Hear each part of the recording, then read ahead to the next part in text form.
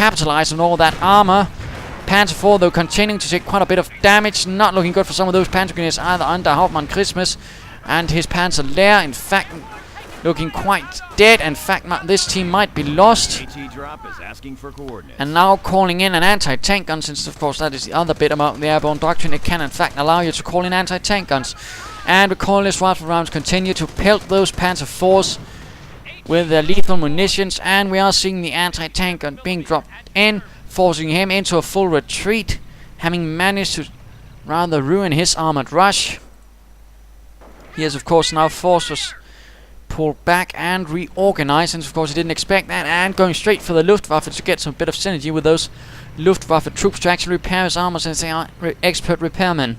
So that's certainly not a bad idea, and it certainly wasn't a bad idea to sort of rush for armor. But of course I was able to go for the airborne because I hadn't chosen a doctrine early on, and instead I was able to choose for something in the case, well, he went for armor, and so I was able to sort of deflect it, force it back, and now moving in airborne with recoilless rifles, anti-tank guns, and doing my best to sort of be a nuisance and take territory wherever I can, sort of stabilize the situation while it lasts.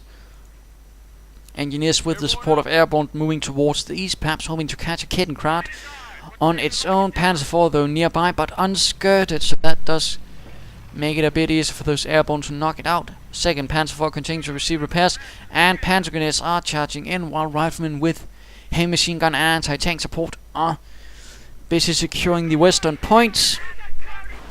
Panzer Grenadiers charging in, and a recoilless rifle shot knocks out the Kettenkrad, hampering his attempts at seizing territory. And a full retreat for those engineers, but at the same time I have gone up for the medic station to sort of decrease the attrition, and of course perhaps get me some infantry squads additional from some of all those wounded troops.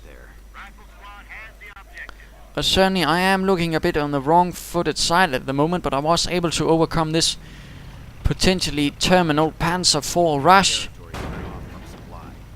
But of course question is, how long will that last? Anti-tank gun a bit behind, but of course at the same time I'll move it a bit further forward, and there we go, moving straight for my riflemen who are trying to seize this point. And of course the anti-tank gun will have to move rather quickly to try and stop this threat. There we go, firing away, armor piercing rounds, doing quite a lot of damage, forcing the Panzer IVs a bit back, taking quite a bit of damage, in fact down to half health already by just a few shots. And anti-tank guns inching slowly forwards, quite keen on keeping those Panzer IVs back, and we are seeing a new scout car, in fact, keen on using those for seizing territory, and of course fighting my troops. Meanwhile here in the south, it looks like this medic station might soon be able to send out a second rifleman team. There we go, in fact quite a lot of forces outnumbering those Panzer Grenadiers will certainly not look good for them, even with Veterancy 3, Flamethrower Snow on the spot as well, and now two Panzer IVs locking down, firing away a storm of high explosive shells. Not looking too good for me, in fact. Question is of course, how shall I react to this? At the same time I'm pushing quite heavily in the west, seizing all points, cut-off points and whatnot, while the Panzer Grenadiers with Luftwaffe support from the 17th Luftwaffe Felddivision are sneaking in through here and are beginning to fire away at this medic station. Of course not looking good for me. I will need some anti-tank assets, but of course I can call in an anti-tank gun to sort of help with this. But of course I'm not going to do that without infantry to actually protect it and ensure it doesn't fall into enemy hands or gets just blasted out in seconds. But there you go, medic station is down, but still it was able to do a bit of nice work. And now moving in a large force to try and deal with those Panzer Grenadiers, taking up cover wherever they can, and further riflemen moving in. And there we go, dropping in the Panzer IVs and anti-tank gun being called in at the same time. Rather hoping for this, because this actually limits their maneuverability, meaning that I actually have the drop on them and might actually be able to knock out one or two. And there you go, blasting away, might be able to knock out one of those.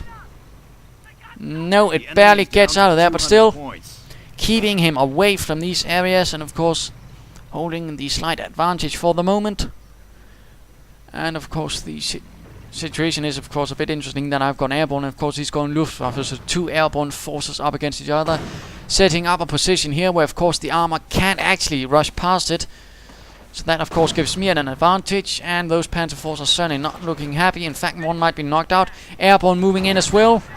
In fact, looks like this Panzer IV is almost dead. Recoilless rifles trying to blast away. First one bounces, one crushes a cart. There we go, Panzer IV is lost. Sticky bombs also being researched to increase anti-armor assets. Scout car looking a bit exposed, but the same are those riflemen. Airborne, but riflemen are moving in to try and open up a bit of fire.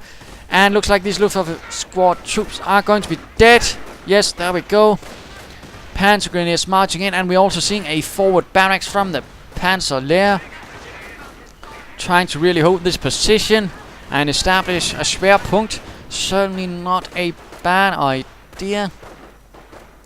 We shall of course have to see how this works out, but at the same time he's currently in the situation that only his infantry can actually do anything, since if those pieces of vehicle or armor get so close, that anti-tank gun will open up and of course do quite a bit of damage with those armor-piercing rounds. So having managed to actually stabilize this situation a bit, I am of course also allowed a bit more freedom now and a bit more choice in what to do, and I opt for BARs to really increase the firepower of my riflemen against those Panzer Grenadiers, who will of course be trying to get close, and there we go. Blasting away with light machine guns. At the same time we are seeing the 88mm Flak 36. Quite a diverse piece of weaponry in the Wehrmacht. Anti-tank gun, anti-aircraft gun, and it also functioned as an artillery piece at times, although a bit more direct artillery. Scout car moving in, trying to sneak up out and hope for some easy targets, but none of that here.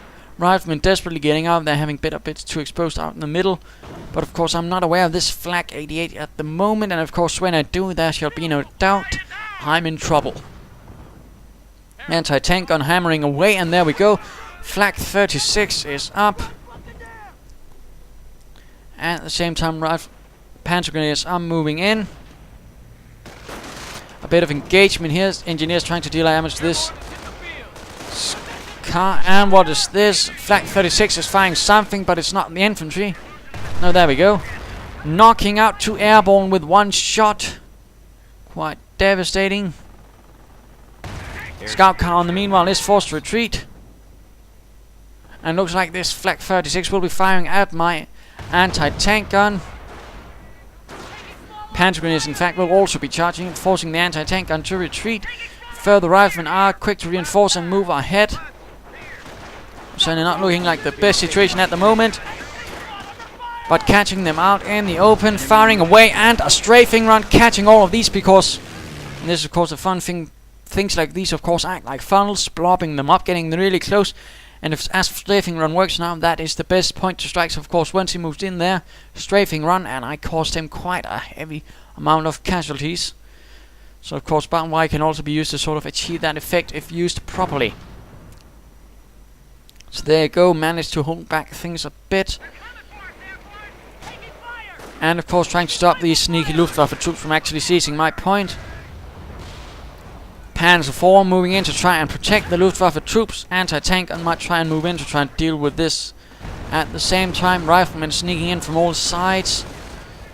And sticky bomb going off, but doing absolutely nothing due to the armored skirts. Further riflemen and airborne moving in. Anti-tank gun as well. Knocking out the wreck of the scout car, but not doing much else. Airborne will have to get out of there, and they barely do. Luftwaffe though hanging about, but with heavy losses, screaming in pain. There are no medics for those chaps. And airborne riflemen moving in, hoping to flank the Flak 36 and perhaps knock it out. And perhaps even capture it, which would certainly be advantageous to me. Tank buster teams hiding in this building. He's rather keen on perhaps hoping for some me rushing in for some armor, because of course with a Flak 36 I'm not really going to be sending in any armor sets. Of course that would be bloody stupid. Of course this attempt turns out quite terrible with the Panzer IV now on the spot, and of course the Flak 36 still acting as a bit of a threat. Despite having decreased accuracy, it still has a bit of AoE. Airborne and riflemen still continuing to reinforce. And we are seeing a bit of a stable situation. Of course, this point is rather undefended at the moment, but at the same time, I am holding most of the map. He's sort of confined to this part of the map with the Flak 36. He's, of course, constantly trying to send in troops, and I'm, of course, constantly trying to kill those troops. I'm certainly having a bit of the home advantage at the moment. And, of course, with the BAR, he is, of course, a lot more exposed at the moment since he's standing out in the open. And light machine guns like the BAR really tear through Panzer Grenadiers like that, in particular since they have no defensive residency but only offensive.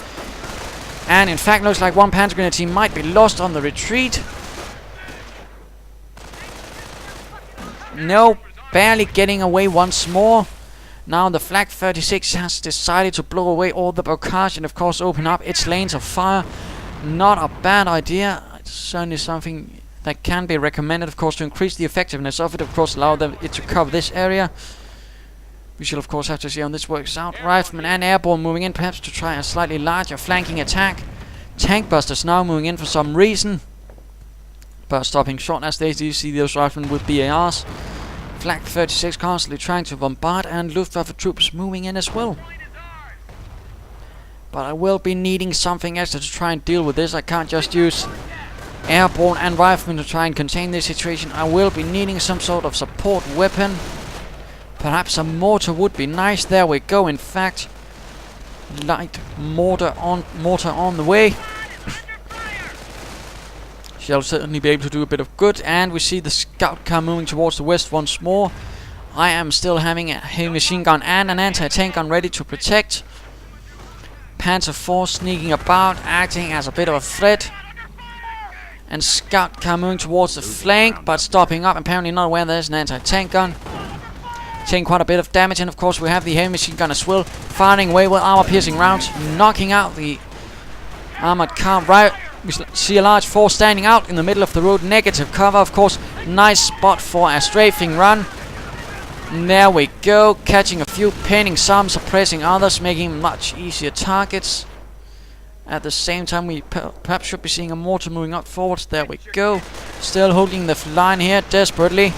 Catching as many Panzer Grenadiers. Of course, defensive operations are up now. And what was that? Perhaps the Flak 88 perhaps tried to hit some of my troops, but still killed some of its own.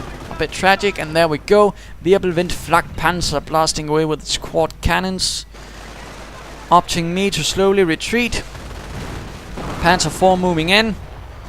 Airborne in a bit of trouble.